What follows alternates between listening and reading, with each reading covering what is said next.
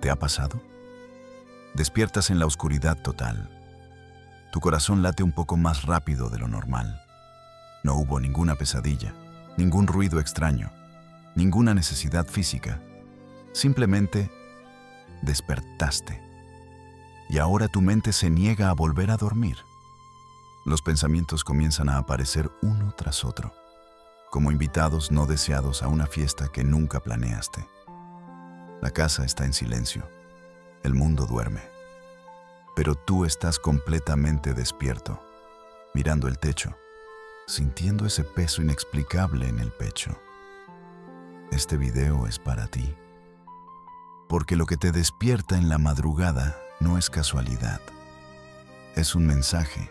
Lo primero que hacemos cuando esto se vuelve frecuente es buscar explicaciones lógicas. Y las encontramos por todas partes. Es el estrés del trabajo, nos decimos. Debo dejar de tomar café después de las 5 de la tarde. Tal vez cené demasiado tarde. Es la ansiedad. Necesito relajarme más. Y estas explicaciones tienen sentido, ¿verdad? La ciencia médica nos respalda. Los doctores nos hablan del cortisol elevado, de la higiene del sueño, de los trastornos de ansiedad. Nos recetan melatonina, nos recomiendan ejercicio, nos sugieren meditación antes de dormir. Y no están equivocados.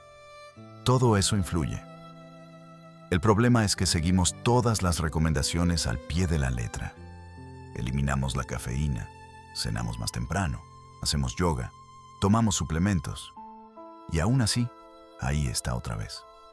Las 3:30 de la madrugada, los ojos abiertos, el corazón inquieto, la mente acelerada.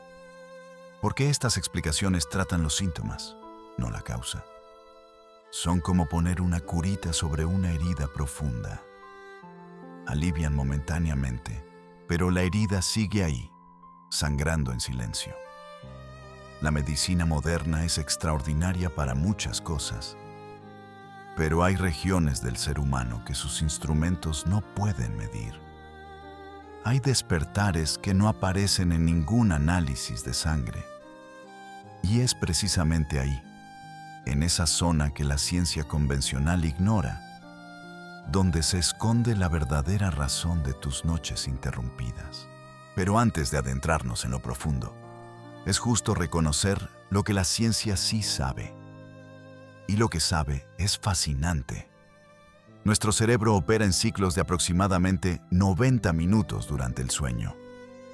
Pasamos por diferentes fases: sueño ligero, sueño profundo y la famosa fase REM, donde soñamos. Entre cada ciclo, hay microdespertares naturales que normalmente no recordamos.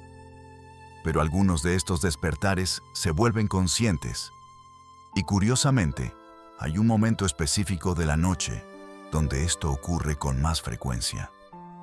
Los expertos lo llaman la hora del lobo, ese periodo entre las 3 y las 4 de la madrugada.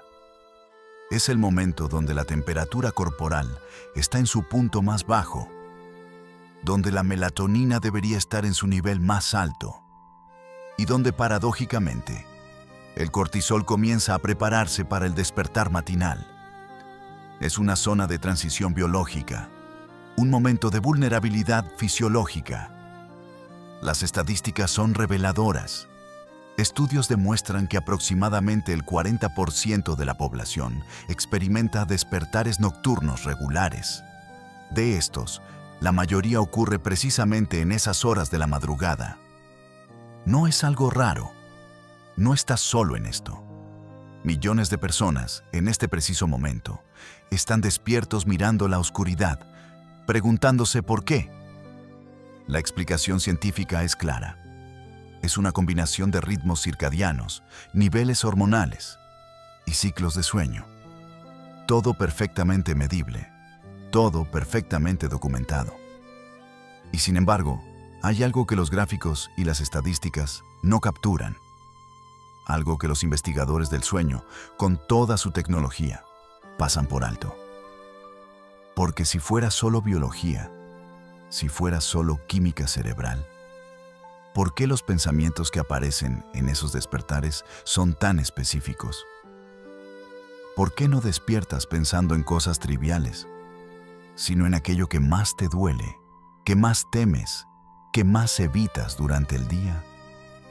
¿Por qué la madrugada tiene ese sabor particular de verdad incómoda? Ahí es donde la ciencia convencional termina y donde comienza algo mucho más antiguo, mucho más profundo. Carl Jung pasó décadas estudiando la psique humana, y una de sus conclusiones más perturbadoras fue esta: todos llevamos dentro una sombra. No es una metáfora poética, es una realidad psicológica. La sombra es todo aquello que hemos rechazado de nosotros mismos. Cada emoción que consideramos inaceptable, cada deseo que juzgamos como incorrecto, cada verdad que nos aterra admitir. Todo eso no desaparece. Se hunde en las profundidades de nuestra psique y espera. Espera el momento en que nuestras defensas estén bajas. Y ese momento es la madrugada. Durante el día estamos ocupados. Trabajamos, hablamos, nos movemos, nos distraemos. Nuestra mente consciente está al mando, construyendo narrativas cómodas sobre quiénes somos y qué queremos. Es como un director de orquesta que mantiene todo bajo control. Pero en la madrugada, cuando el mundo duerme y no hay nada que hacer, ese director se retira. Y lo que estaba reprimido comienza a emerger. No es insomnio. Es tu psique pidiendo atención. Es tu sombra golpeando la puerta desde dentro diciendo: necesito que me escuches. Llevo demasiado tiempo ignorada. Piensa en ello. ¿Qué te viene a la mente cuando despiertas a las 3 de la madrugada? Para algunos, es ansiedad sobre el futuro, proyectos que podrían fallar, conversaciones difíciles que deben tener, decisiones que han estado postergando. Pero no es solo preocupación racional, es más visceral. Es el miedo a no ser suficiente, a no estar a la altura, a ser descubierto como un fraude. Para otros, es melancolía. Recuerdos de relaciones que terminaron, palabras que nunca dijeron, versiones de sí mismos que dejaron morir en algún punto del camino. En la madrugada, esos fantasmas regresan, no con nostalgia dulce, sino con ese dolor sordo de las cosas sin resolver. Y para otros más, es algo aún más desconcertante, un vacío. Una sensación de que están viviendo una vida que no les pertenece, que están siguiendo un guión escrito por otros, que hay algo más, algo auténtico, algo verdadero, pero que lo han enterrado bajo capas de expectativas sociales y roles que nunca eligieron realmente. Todos estos pensamientos no son aleatorios, son específicos, son tuyos, y vienen precisamente en ese momento porque es cuando tu mente racional no puede censurarlos, no puede racionalizarlos, no puede convertirlos en algo más digerible. Jung lo dijo claramente: hasta que no hagas consciente lo inconsciente, este último dirigirá tu vida y tú lo llamarás destino. Tus despertares nocturnos no son un problema a resolver con pastillas o técnicas de relajación. Son una invitación dolorosa, incómoda, pero absolutamente necesaria. Tu psique está tratando de mostrarte algo que necesitas ver, algo que has estado evitando. Y mientras sigas, no todos los despertares son iguales. Y reconocer el tuyo es el primer paso para entender qué está pidiendo tu psique. Después de años de estudiar este fenómeno desde la perspectiva junguiana, he identificado 3 patrones principales.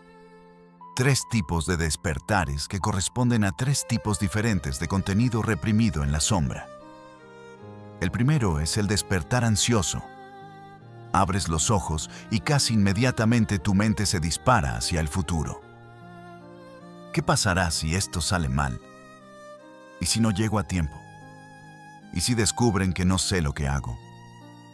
Tu corazón se acelera. La respiración se vuelve superficial. Es como si tu cuerpo estuviera preparándose para una amenaza que no existe físicamente, pero que en tu mente es absolutamente real.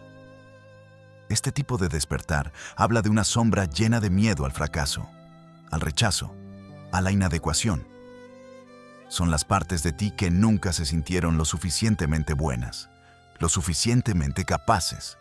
Y en la madrugada, cuando no puedes huir hacia la acción o la distracción, ese miedo te atrapa. El segundo es el despertar melancólico. Este es diferente. No hay aceleración, hay peso. Abres los ojos y lo primero que sientes es una tristeza difusa, sin objeto específico al principio. Luego vienen las imágenes, personas que ya no están en tu vida, oportunidades que dejaste pasar, versiones de ti mismo que abandonaste en algún cruce del camino. No es depresión clínica, aunque puede parecerlo. Es duelo no procesado. Es la acumulación de pérdidas pequeñas y grandes que nunca lloraste realmente, porque había que seguir adelante. Tu sombra aquí contiene toda esa tristeza archivada, todos esos adioses que nunca terminaste de decir. Y en la madrugada, cuando las defensas caen, esa tristeza pide ser sentida, ser reconocida, ser finalmente honrada. Y luego está el tercero, quizás el más perturbador, el despertar vacío. No hay ansiedad aguda, no hay tristeza profunda, hay nada. O más precisamente, hay una pregunta silenciosa que flota en la oscuridad. ¿Esto es todo? Miras tu vida desde esa cama en medio de la noche y algo dentro de ti susurra que estás viviendo en piloto automático, que has construido una existencia funcional, respetable incluso, pero que en algún punto dejaste de preguntarte qué querías realmente. Este despertar habla de una crisis existencial enterrada. Tu sombra contiene aquí todos los deseos auténticos que sacrificaste por seguridad, por aprobación, por no decepcionar a otros. Y en la madrugada, esa parte reprimida de ti pregunta, ¿cuándo vas a vivir tu propia vida? Tal vez te reconoces en uno, tal vez en los tres, en diferentes momentos. Lo importante es esto: cada tipo de despertar no es tu enemigo, es un mensajero y está tratando de decirte algo crucial sobre lo que necesitas integrar, sobre lo que necesitas sanar, sobre lo que necesitas cambiar. Entonces, ¿qué hacemos con todo esto? Porque entender el problema es solo el principio. La verdadera pregunta es, ¿cómo transformamos estos despertares tortuosos en algo que nos libere en lugar de esclavizarnos? La respuesta no está en dormir mejor, está en despertar de verdad. Jung hablaba de un proceso que llamó individuación, el camino de integrar todas las partes fragmentadas de nosotros mismos, incluida la sombra, para convertirnos en seres completos. Suena abstracto, lo sé, pero hay pasos concretos, prácticos, que puedes comenzar a aplicar desde tu próximo despertar nocturno. El primer paso es el más contraintuitivo: no huir. Nuestra reacción natural cuando despertamos en la madrugada es tratar de volver a dormir inmediatamente. Cerramos los ojos con fuerza, contamos ovejas, intentamos técnicas de respiración, cualquier cosa para escapar de ese estado incómodo. Pero al hacer esto, estamos rechazando el mensaje antes de siquiera leerlo. En lugar de eso, la próxima vez que despiertes, acepta el despertar. No como una derrota, sino como una cita que tu psique ha programado contigo. Siéntate si es necesario. Enciende una luz tenue. Reconoce: estoy despierto. Y hay algo aquí que necesita mi atención. El segundo paso es el diálogo con la sombra. Y aquí viene una herramienta extraordinariamente simple, pero poderosa: el diario nocturno. No se trata de escribir un ensayo elaborado. Se trata de preguntarle directamente a esa parte de ti que te despertó: ¿qué necesitas que vea? Y luego, sin censura, sin juicio, Escribes lo primero que venga. No lo edites. No lo hagas bonito. Deja que salga crudo, caótico, incluso contradictorio. Tengo miedo de que mi vida no signifique nada. Estoy furioso con alguien, pero no puedo admitirlo. Echo de menos a la persona que era antes. Lo que sea que esté ahí, dale permiso de existir en esa página. Este acto simple de reconocimiento es profundamente sanador, porque la sombra no necesita que la resuelvas inmediatamente. Necesita que la veas, que la escuches, que dejes de fingir que no existe. El tercer paso es crucial: la acción diurna. Porque escribir en un diario a las 3 de la mañana está bien, pero si eso no se traduce en cambios reales durante el día, la sombra seguirá gritando. Lee lo que escribiste con luz del día. Pregúntate con honestidad: ¿qué pequeña acción puedo tomar hoy que honre esta verdad? Si tu despertar habla de ansiedad sobre el futuro, quizás la acción es finalmente tener esa conversación difícil que has estado evitando. Si habla de tristeza por pérdidas no procesadas, quizás es permitirte llorar o escribir una carta que nunca enviarás a alguien que ya no está. Si habla de vacío existencial, quizás es decir no a algo que no quieres hacer. Por primera vez en mucho tiempo. No tiene que ser dramático. Pequeños actos de autenticidad son suficientes para comenzar. Y el cuarto paso es la práctica de la individuación continua. Esto no es algo que resuelves una vez y ya está. Es un compromiso de por vida con tu propia totalidad. Los estoicos lo entendían perfectamente. Marco Aurelio escribía cada noche sobre sus pensamientos, confrontando sus propias contradicciones.